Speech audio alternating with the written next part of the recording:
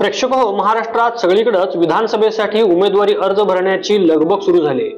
इस्लामपूर वाळवा विधानसभा मतदारसंघात महाआघाडीतल्या राष्ट्रवादी शरदचंद्र पवार पक्षाविरोधात भाजप महायुतीकडून राष्ट्रवादी अजितदादा पवार पक्ष असा सामना रंगणार हे चित्र स्पष्ट झालंय।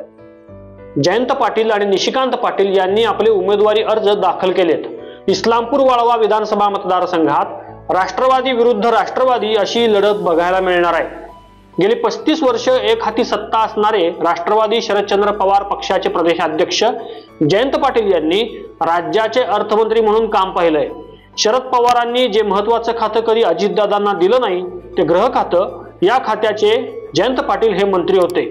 जलसंपदा, ग्रामविकास मंत्री अशी महत्त्वाची खाती त्यांना मिळालीत। राष्ट्रवादीच्या फुटीनंतर शरदचंद्र पवार राष्ट्रवादी पक्षात, आज शरद पवारांच्या नंतर पक्षाची सूत्र जयंत पाटलांकडे आलीत। याच्या मागे दडलंय ते म्हणजे इस्लामपूरचा गेली 35 वर्ष ताब्यात ठेवलेला अभेद्य मतदारसंघाचा किल्ला।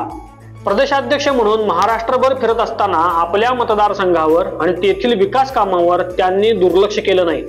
अनेक वेळा अनेक दिग्गज त्यांच्या समोर उभे राहिले, पण त्यांना हारच पत्करावी लागली। प्रत्येक निवडणुकीत त्यांचं मताधिक्य हे 50,000पेक्षा अधिक होतं।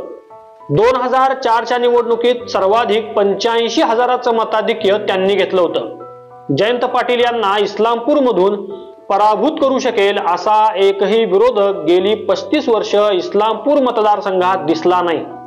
आत्ताच्या राजकीय समीकरणानुसार जयंत पाटील यांच्या विरोधात भाजप शिवसेनेबरोबरच राष्ट्रवादी पक्षाचे अजित पवार यांनीही दंड थोपटलेत। अजितदादांनी आपल्या राष्ट्रवादी पक्षाचं कार्यालय इस्लामपुरात काढून अनेक मंडळींना कामाला लावलंय।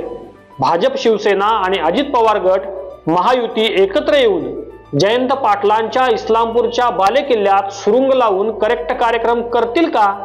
यातून जयंत पाटील आपला बालेकिल्ला सही सलामत ठेवत विरोधकांच्या एकत्रित गटाचाच करेक्ट कार्यक्रम लावतील हे पाहायचं आहे।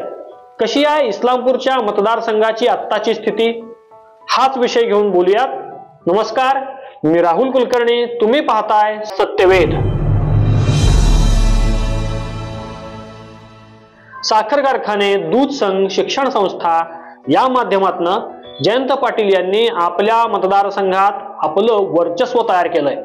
पक्षांतर्गत मंत्रिपदातून मिळालेल्या महत्त्वाच्या खात्याबरोबरच राज्यभर फिरत असताना आपल्या मतदारसंघाचा सर्वांगीण विकास करण्यासाठी जयंत पाटलांनी विशेष खबरदारी घेतली आहे। मतदारसंघात विरोधक तयार झालाच तर त्याच्या पाठीवरून हात फिरवत त्याला आपलंसं करायचं आणि आपल्या राजकारणामध्येच घ्यायचं, आणि जर नडलाच तर त्याचा करेक्ट कार्यक्रम करायचा, हे सूत्र जयंत पाटलांनी अगदी तंतोतंत पाळलंय।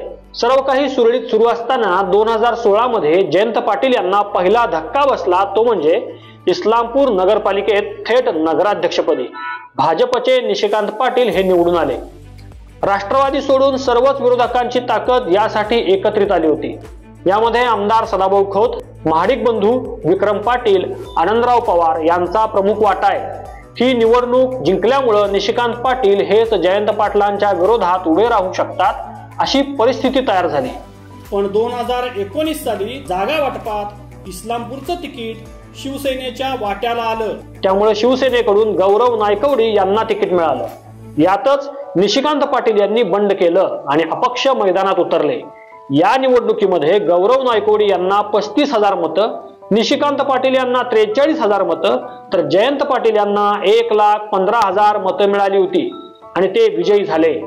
आमदार जयंत पाटील आणि इतर पक्ष सर्व विरोधक यांच्या मतामध्ये 32,000चा फरक दिसून आला।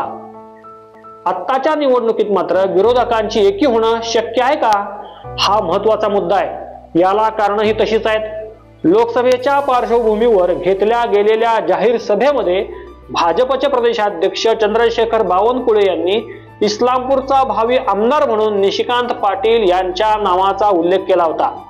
त्यामुळं निशिकांत पाटील यांना महायुतीकडून उमेदवारी मिळणार असे संकेतच दिले होते। त्याप्रमाणे निशिकांत दादांना उमेदवारी मिळाली, पण इतर सर्वजण त्यांच्याबरोबर राहतील का असा प्रश्न मात्र निशिकांत पाटील यांना सतावणारा असेल, कारण त्यांनी लोकसभा निवडणुकीत महायुतीचं काम केलं नाही असा आरोप त्यांच्यावर झालाय। यातून भाजप आणि शिवसेनेच्या काही नेत्यांनी त्यांच्यावर कारवाईची मागणी केली होती। यामध्ये जिल्हा बँकेचे संचालक राहुल महाडिक, शिवसेना शिंदे गटाचे सांगली जिल्हाध्यक्ष आनंदराव पवार तर भाजपचे विक्रम पाटील हे प्रमुख होते। यांचा खरं तर निशिकांत पाटील यांच्या उमेदवारीलाच विरोध होता। यातच आनंदराव पवार आणि गौरव नायकवडी यांनी उमेदवारी मिळण्याची अपेक्षा ठेवली होती। मग आता यापैकी कोण बंडखोरी करणार का हे पाहणं ही उत्सुकतेचं असणार आहे। इस्लामपूर काबीज करण्यासाठी वरिष्ठ पातळीवरून प्रयत्न सुरू झालेत। यासाठी माजी राज्यमंत्री सदाभाऊ खोत यांना विधान परिषदेतून आमदार म्हणून संधी दिली, तर उपमुख्यमंत्री अजित पवार यांनीही इस्लामपूरमध्ये पहिल्यांदाच भेट देऊन कार्यालयही सुरू केलंय। या सर्वातून स्थानिक पातळीवर सर्वच विरोधक हे जयंत पाटील यांच्या विरुद्ध एकत्रित होणार का की पुन्हा महायुतीमध्ये बंडखोरी करणार आणि या बंडखोरीमुळे मताची विभागणी होऊन जयंत पाटील यांना फायदा होणार याकडे सर्वांचं लक्ष आहे।